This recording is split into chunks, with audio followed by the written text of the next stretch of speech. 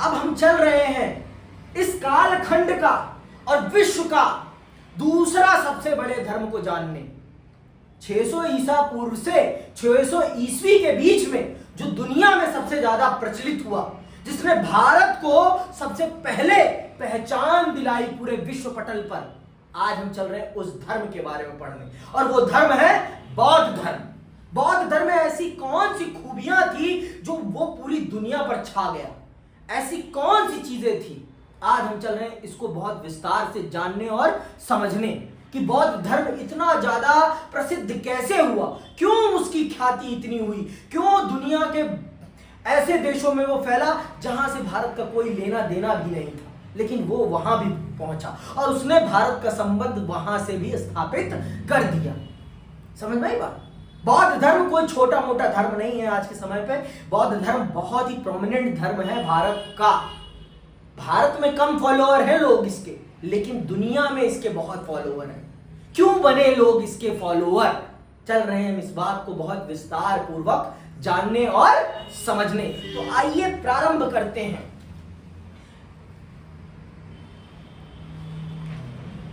बौद्ध धर्म 6ठी शताब्दी ईसा पूर्व की धार्मिक क्रांति में बौद्ध धर्म एवं इसके प्रवर्तक गौतम बुद्ध का अत्यधिक महत्वपूर्ण योगदान है।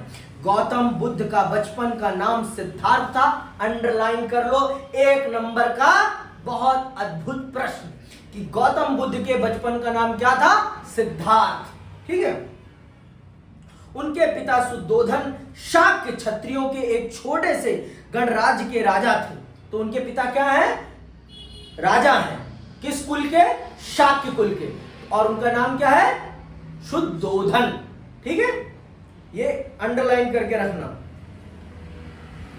जिसकी राजधानी कपिलवस्तु थी, इसीलिए गौतम बुद्ध को शाक्य मुनि भी कहा जाता है, क्योंकि ये शाक्य कुल के थे, इसीलिए इनको शाक्य मुनि भी कहा जाता है। किसे? गौतम बुद्ध साहब को। ठीक है।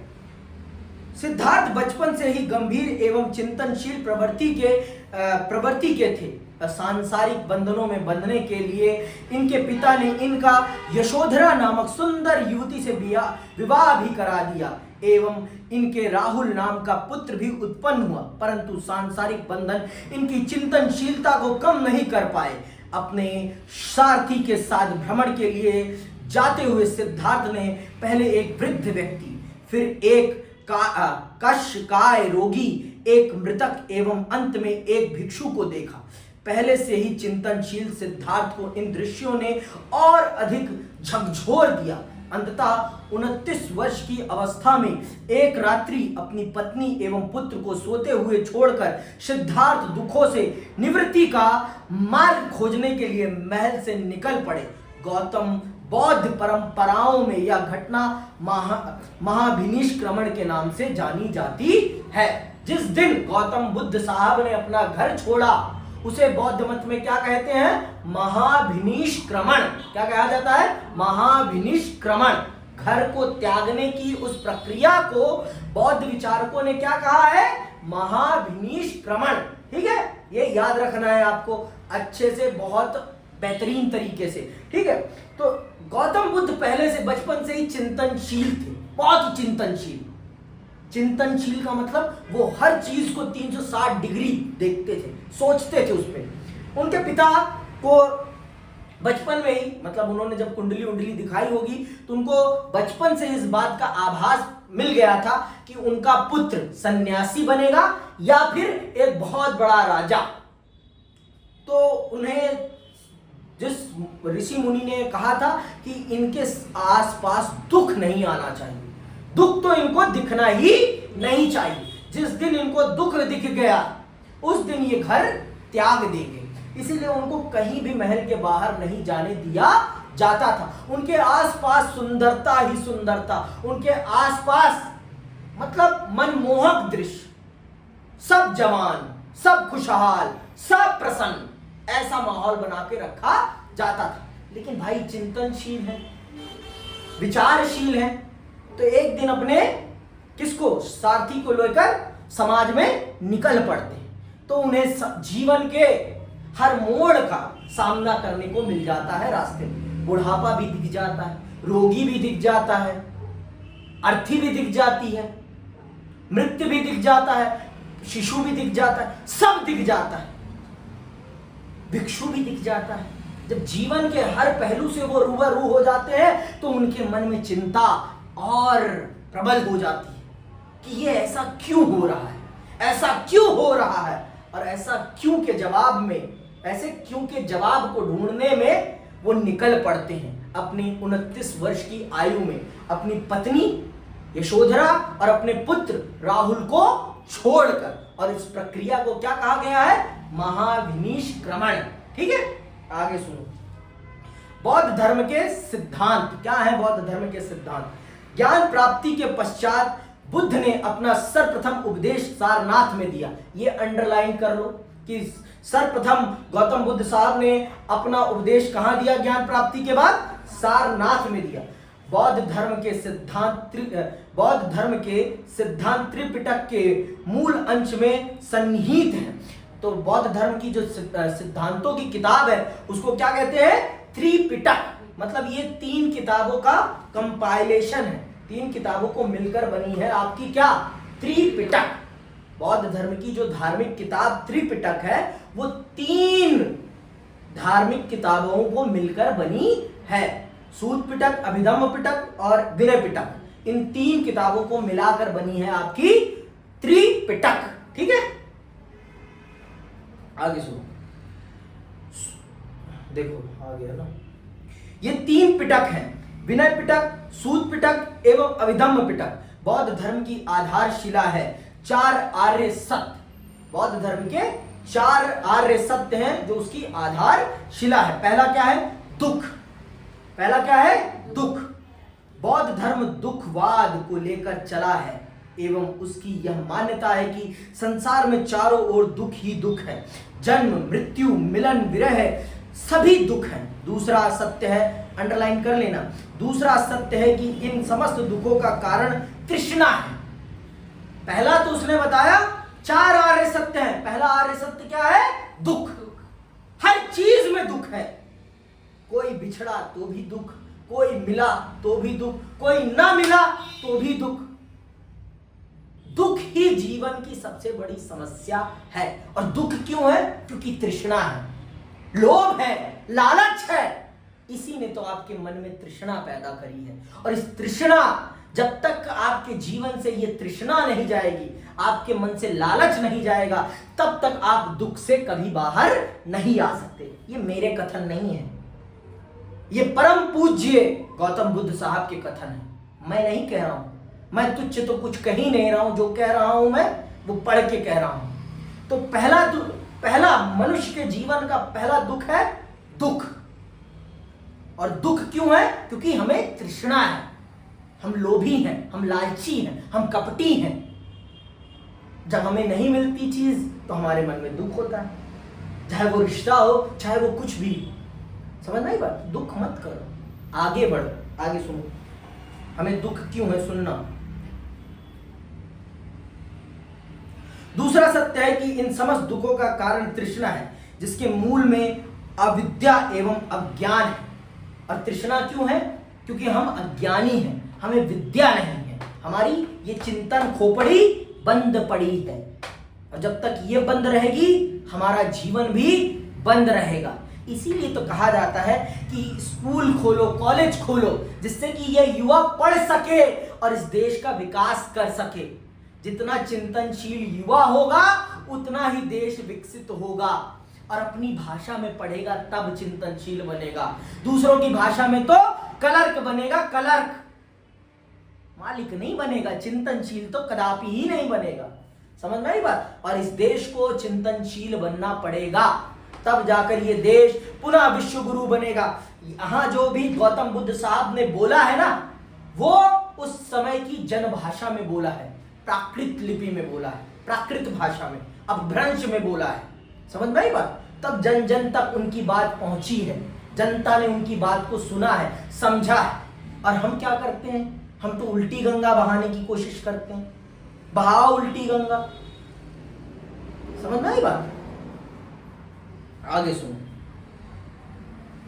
इसी तृष्णा के कारण ही मनुष्य बार बार जन्म लेता है और दुख भोगता है। तीसरा सत्य है कि यदि दुख एवं दुख का कारण है तो दुख का निरोध अथवा निवारण भी संभव है।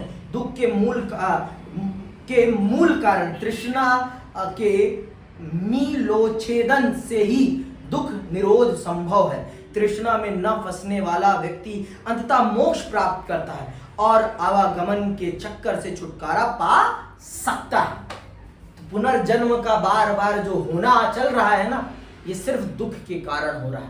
दुख का कारण तृष्णा है, तो तृष्णा से मुक्ति मिलेगी तभी आपका बार बार जन्म का चक्कर समाप्त होगा। तो अगर आपको मुक्ति चाहिए अपने जीवन के बार बार प्रादुर्भाव से, तो आपको क्या आपको क्या करना है?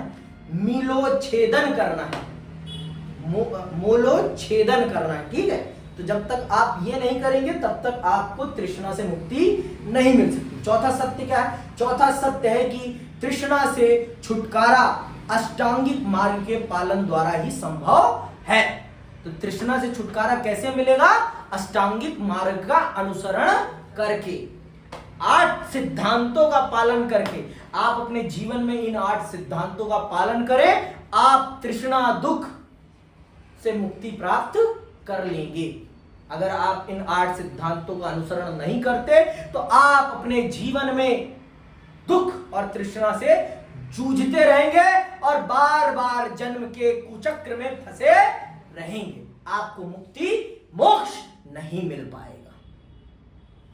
देखो, उस समय जितने भी भारत में धर्म पैदा हुए हैं, सब में एक बात कॉमन है: कर्म, ज्ञान, भक्ति, मोक्ष।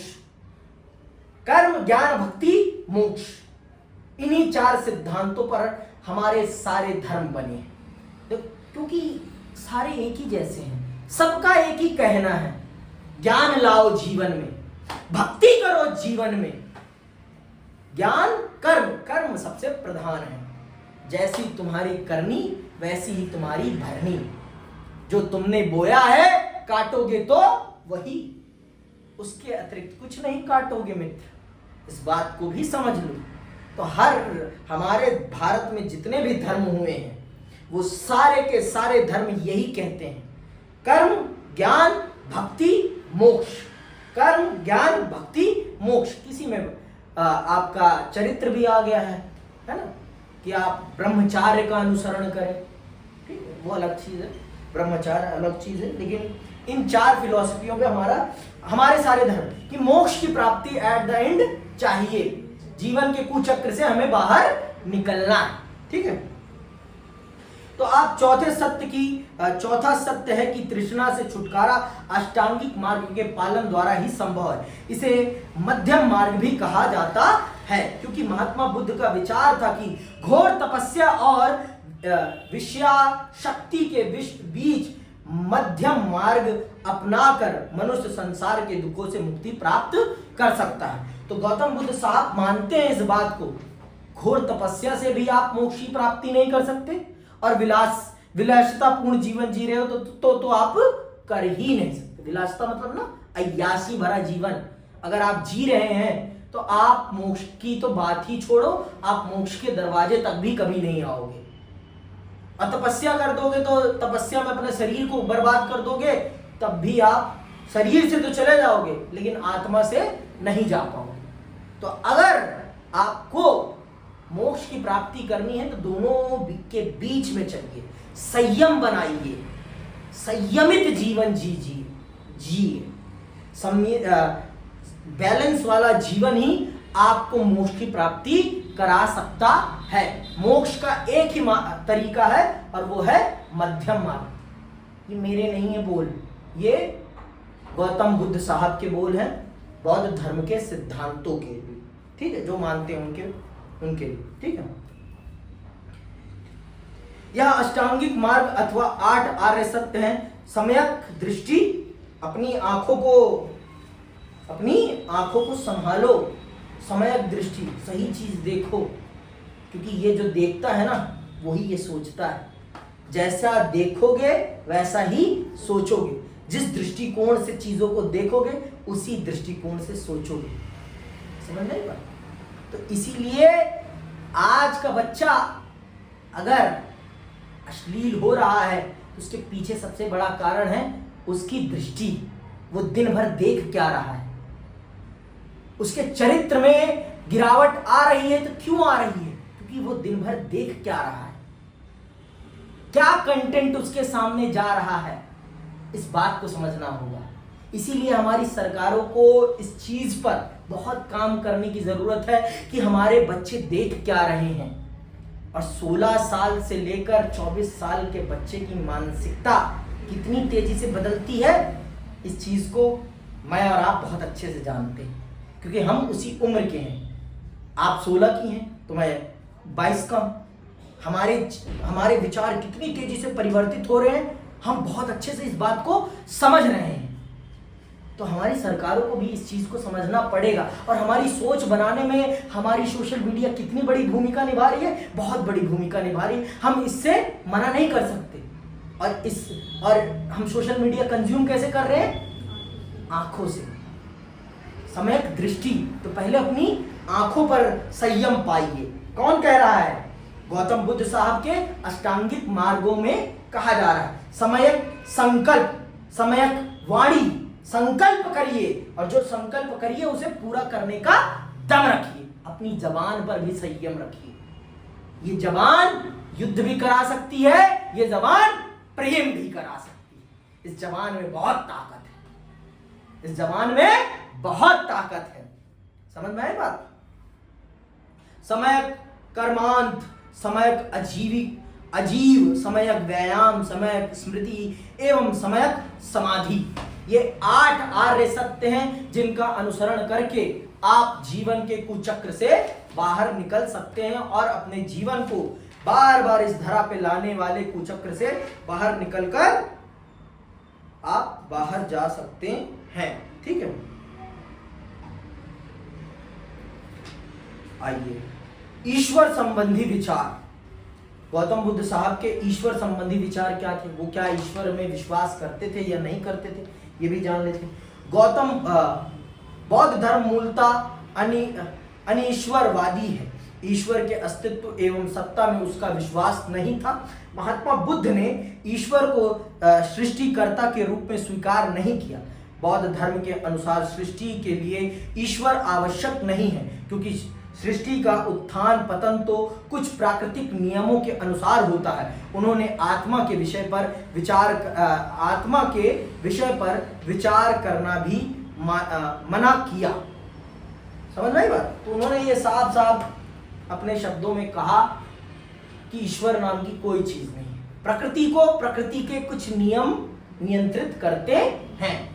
प्रकृति के कुछ नियम नियंत्रित करते हैं।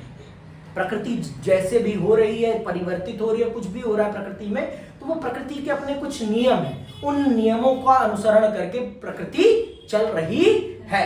कोई ईश्वरीय ताकत नहीं है। मैं नहीं कह रहा हूं, फिर से बोल दे रहा हूं, ये मेरे कथन नहीं है, ये बौद्ध धर्म के कथन है, बौद्ध धर्म के सिद्धांत है। ठीक है, तो इसमें मेरे विचार नहीं है, ना के बराबर है। ठीक, तो वो कह रहे हैं और आत्मा नाम की कोई चीज नहीं है। मन, हाँ आत्मा ही बोला है, आत्मा नाम के, उन्होंने आत्मा के विषय पर विचार करना भी मना किया। ठीक है, अब आते हैं कर्म एवं पुनर्जन्म संबंधी विचार। कर्म पर और पुनर्जन्म पर बौद्ध धर्म क्या कहता है? महात्मा बुद्ध कर्मवाद के समर्थक थे। उनका यह मत था कि व्यक्ति अपने कर्म के अनुरूप ही फल भोगता है। उनका मानना था कि कर्म ही सुख दुख का मूल कारण है। उनका मत था कि कर्म फल के अनुसार ही प्रत्येक व्यक्ति अच्छा या बुरा जन्म पाता है। जब व्यक्ति की तृष्णाएं अथवा वासनाएं समाप्त हो जाती हैं, तभी उसे पुनर्जन्म के चक्र से मुक्ति मिल सकती है। तो गौतम बुद्ध साहब कर्म में विश्वास करते थे और पुनर्जन्म में भी विश्वास करते थे। उन्होंने साफ साफ स्पष्ट शब्दों में कह दिया कि आपके कर्म ही आपके जीवन की रूपरेखा तय करेंगे। आप जैसा करेंगे वैसा ही भरेंगे। आपके कर्म ही निर्धारित करेंगे कि आपके जीवन की रूपरेखा क्या होगी, कैसा आपका जीवन होगा। इस चीज का निर्णय आपके कर्म करेंगे, आप खुद करेंगे, आपके अतिरिक्त कोई और नहीं करेगा।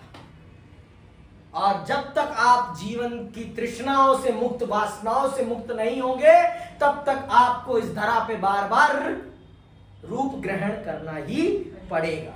ठीक है। निर्वाण संबंधी विचार, मोक्ष संबंधी। निर्वाण का मतलब मोक्ष। ठीक है, तो बौद्ध धर्म में उसे निर्वाण कहा जाता है, मोक्ष को। महात्मा बुद्ध ने मनुष्य जीवन का अंतिम लक्ष्य निर्वाण माना है। उनका कथन है कि दुख के मूल कारण तृष्णा का नाश कर देने से ही निर्वाण की प्राप्ति होती है। बौद्ध धर्म के अनुसार निर्वाण का अर्थ जीवन का नाश नहीं है, वरन यह राग, द्वेष एवं उससे उत्पन्न दुख के नाश की वह स्थिति है जो व्यक्ति को जन्म मरण के चक्र से छुटकारा दिलाती है। निर्वाण का अर्थ था अहम एवं इच्छा का खत्म होना, जिससे दुख के चक्र का अंत हो सकता था। निर्वाण वस्तुतः वासनाओं से छुटकारा पाने का नाम था। डॉक्टर राधा कृष्णन ने लिखा है, बौद्ध ग्रंथ हमें जिस निर्वाण की अवस्था के वर्णन सुनाते हैं वह मृत्यु अथवा विनाश की अवस्था नहीं, वह अवस्था है जो नैतिक आचरण की पूर्णता से प्राप्त होती है, जो पवित्र धार्मिक जीवन की साधना का परिणाम है। तो यहाँ निर्वाण का मतलब है तृष्णाओं से मुक्ति, वासनाओं से मुक्ति, छिछले चरित्र से मुक्ति। छिछले चरित्र मतलब समझते हो?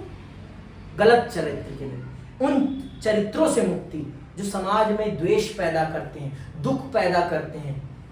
अपनी दृष्टि को संयमित करिए, अपनी वाणी को संयमित करिए, सब कुछ हो जाएगा। तो यहां पर निर्वाण का मतलब है लोभ, घृणा, अपराध, इन सब से मुक्ति पाना। यहां पर ये मतलब है निर्वाण। अगर आप इन सब से मुक्ति पा जाएंगे तो आप अपने आप मुक्त हो जाएंगे। फिर आपको न मरने का डर होगा, न जीने का डर होगा। फिर तो आप अपने अलग जीवन में जीते रहेंगे, क्योंकि आपको न लोभ है न घृणा है। लोभ नहीं तो घृणा नहीं।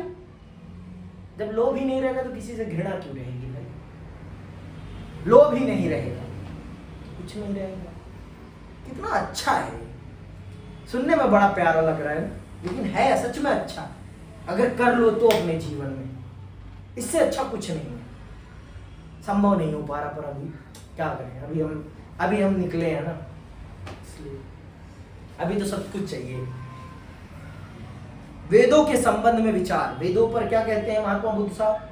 महात्मा बुद्ध ने वेदों की प्रामाणिकता का भी खंडन किया। वे ना तो वेदों को प्रामाणिक मानते हैं, ना अपौरुषीय और ना ही अंतिम वाक्य। वे ज्ञान की सीमा को वेदों तक ही सीमित नहीं मानते।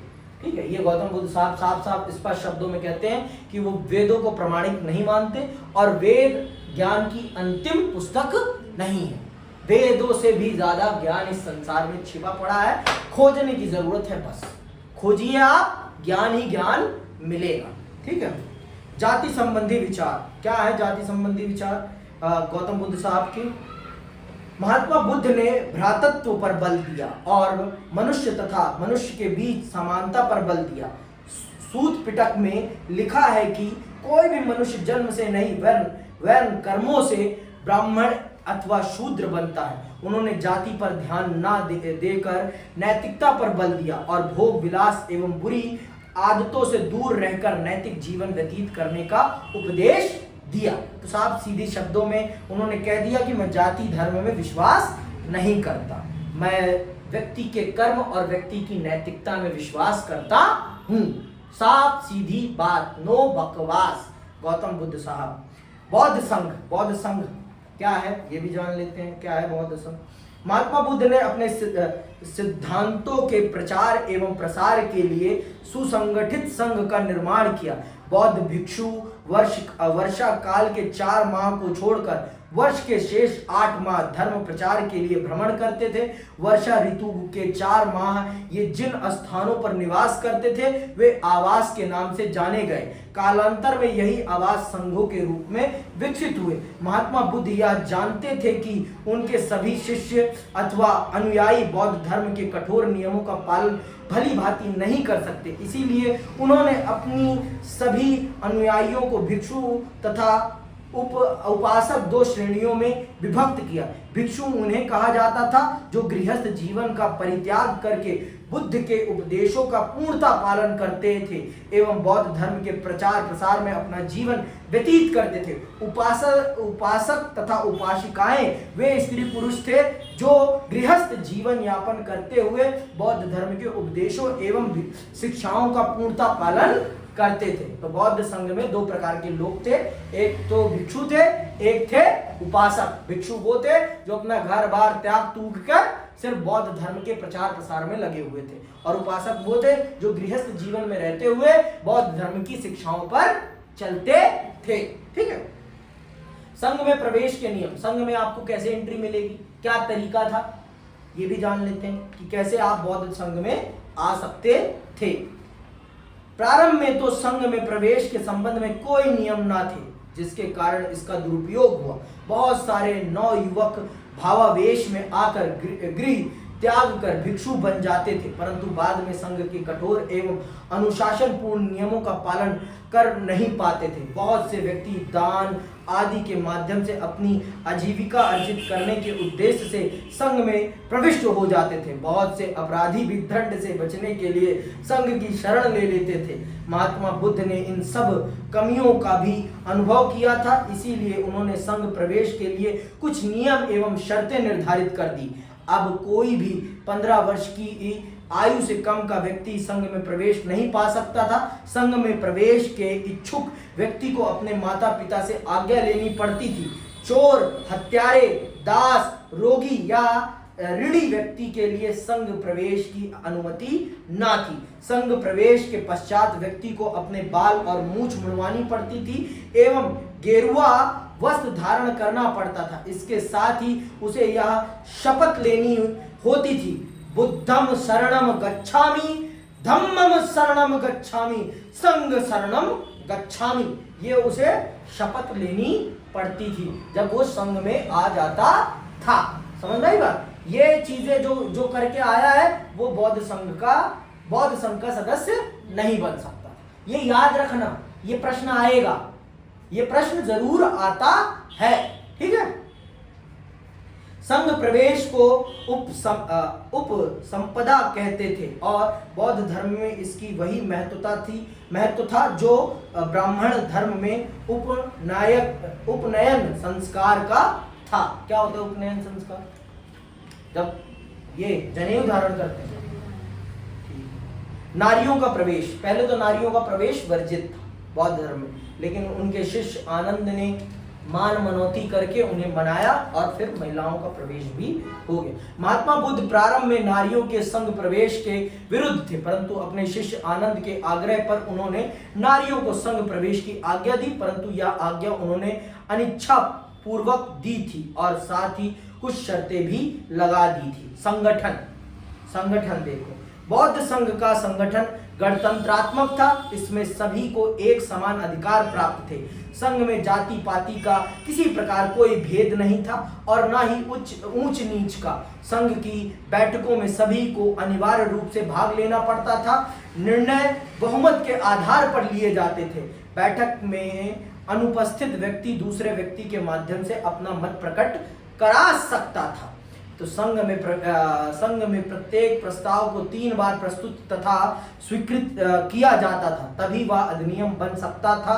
प्रत्येक सदस्य को स्वतंत्रता पूर्वक अपना मत प्रकट करने का अधिकार था। वर्तमान युग में प्रजातंत्रात्मक पद्धति में किसी बिल के कानून बनने की प्रक्रिया भी यही है। मतलब पूरा गणतंत्रात्मक व्यवस्था पर काम होता था बौद्ध संगठन में, और न जाति न पाति न कोई हिरार्की, कुछ नहीं, न कोई बड़ा है न कोई छोटा है। सब एक साथ बैठते थे और सब चर्चा में सम्मिलित होते थे और सबके मत की एक समान क्या थी?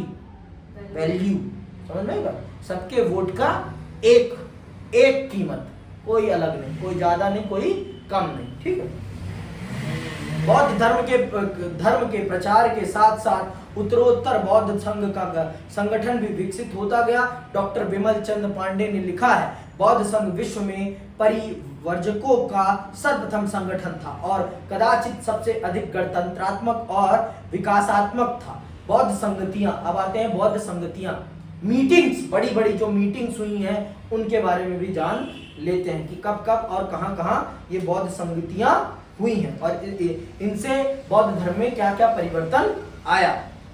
महात्मा बुद्ध ने बौद्ध धर्म के प्रचार के लिए सुसंगठित संघ का भी निर्माण किया, जिसने बौद्ध धर्म के प्रचार प्रसार में महत्वपूर्ण योगदान दिया। महात्मा बुद्ध की मृत्यु के पश्चात संघ की व्यवस्था विभिन्न विचारधाराओं के बीच मतभेद दूर करना एवं बौद्ध ग्रंथों का संकलन आदि उद्देश्यों से बौद्ध संगतियों अथवा महासभाओं का आयोजन होता रहा। इस प्रकार कुल 4 संगतियां हुई। प्रथम बौद्ध सभा। महात्मा बुद्ध के महापरिनिर्वाण के कुछ ही समय उपरांत राजगृह के निकट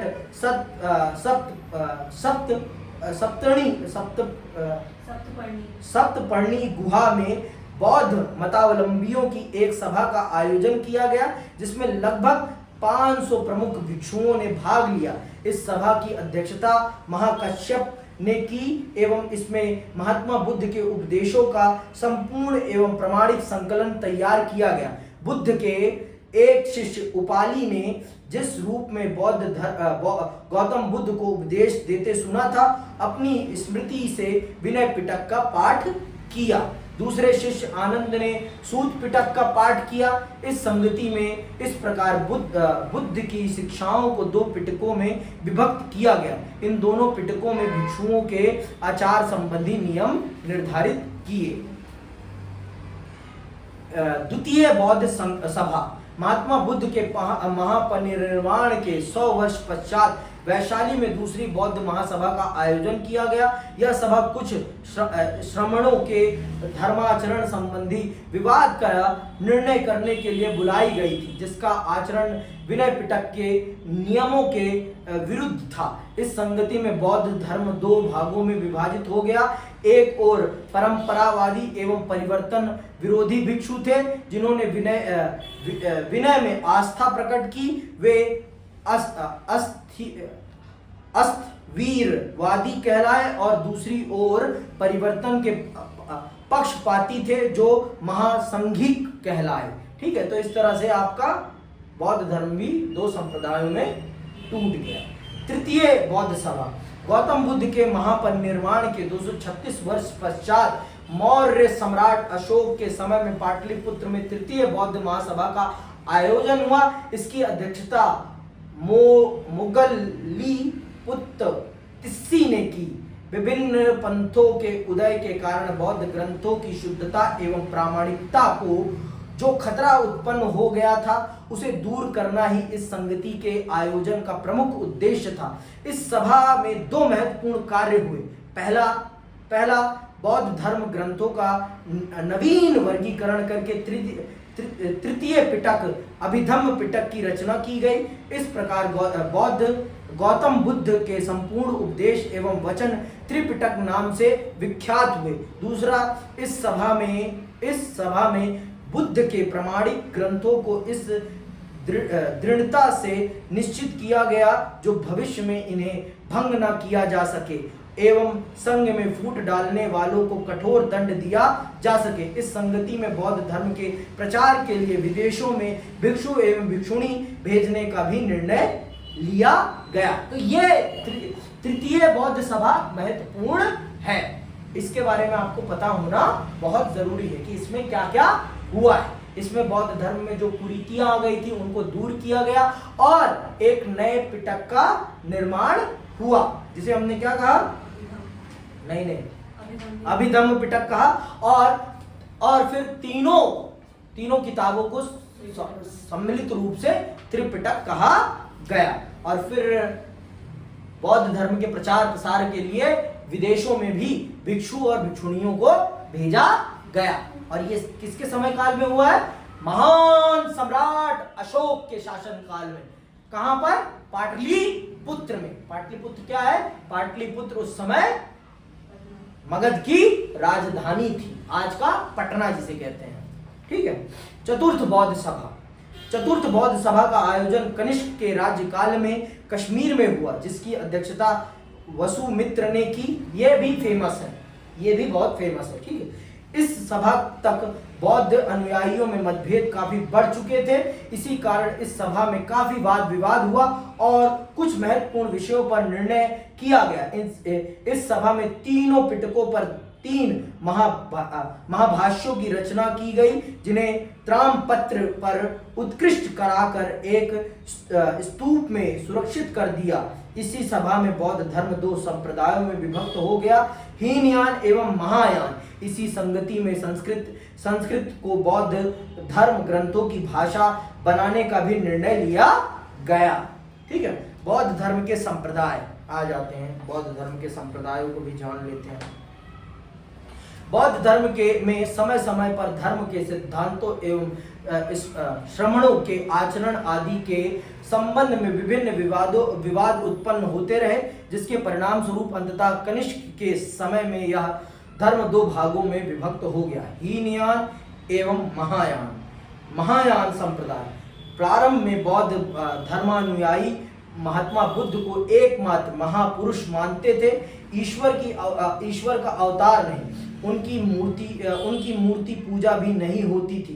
परंतु महात्मा बुद्ध की मृत्यु के पश्चात धीरे धीरे बौद्ध धर्म के मूल रूप में परिवर्तन दृष्टिगोचर होने लगे। महात्मा बुद्ध का मानवीय रूप भुलाकर उनको अवतार माना जाने लगा एवं उनके जीवन की महत्वपूर्ण घटनाओं से संबंधित विभिन्न स्थान तीर्थ माने जाने लगे। बौद्ध धर्म का यही परिवर्तित रूप महायान के नाम से विख्यात हुआ। इस प्रकार महायान संप्रदाय मूलतः बौद्ध धर्म में संशोधनवाद का रूप था, जो प्राचीन कठोर मार्ग का अनुसरण करने वाले कट्टर अपरिवर्तनशील बौद्ध थे। उन्हें महायानियों ने हीनयान कहना प्रारंभ कर दिया। मतलब महायान लोग वो हैं जो परिवर्तनशील हैं, जो समय के साथ अपने आप को परिवर्तित कर लेते हैं, वो है महायान। और जो नहीं बदले, जो कट्टर हैं, वो है हीनयान। उनको माना जाता है कि तुम तो हीन हो, तुम सोच ही नहीं बदल रहे समय के साथ, तुम तो हीन। सुन लो, उनको भी सुन लो, नहीं कहोगी बढ़ रहा है। हीनयान संप्रदाय बौद्ध धर्म के कट्टरपंथियों का संप्रदाय है, जिसके अनुसार महात्मा बुद्ध एवं 4 बौद्ध संगतियों के द्वारा प्रतिपादित धर्म नियमों में कोई परिवर्तन करना धर्म विरुद्ध कृत्य है। यह संप्रदाय केवल महात्मा बुद्ध के उपदेशों के अक्षरांश पालन में विश्वास रखता है और यह मानता है कि उन्हीं के पालन करने से व्यक्ति जीवन स्मरण के चक्र से मुक्त होकर निर्वाण प्राप्त कर सकता है। यह संप्रदाय पवित्रता, शुद्धता, नियम पालन तथा सदाचार पर बहुत जोर देता है। ठीक है, तो ये भी है। तो ये है, और कुछ मत जानो, ठीक है। अब पढ़ना हो तो पढ़ लेना।